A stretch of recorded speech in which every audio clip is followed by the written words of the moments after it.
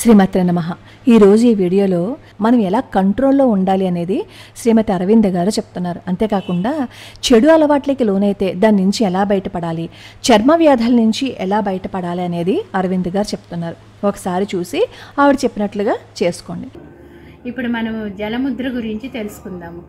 ఈ జలతత్వము పంచభూతాల్లో ఈ జలతత్వం స్వాదిష్టాన చక్రానికి కనెక్ట్ అయి ఉంటుంది. ఇది చేయడం వల్ల అంటే స్వాదిష్టానం మన మీద మనకి నియంత్రణ అనేది వస్తుందన్నమాట.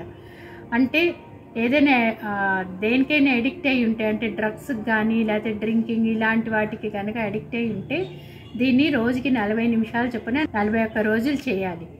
అలానే dry eczema, dry skin, psoriasis ఇలాంటి చర్మరోగాలు ఉన్నప్పుడు కూడా దీన్ని మనం రోజుకి 40 నిమిషాలు చొప్పున 41 రోజులు చేయాలి.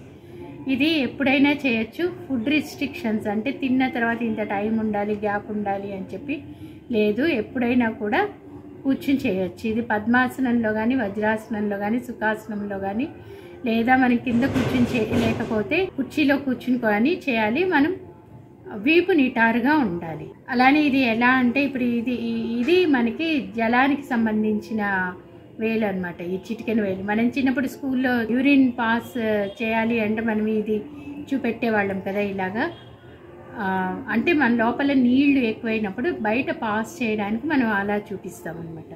ఇలా తేలిగ్గా గుర్తుపెట్టుకోవచ్చు.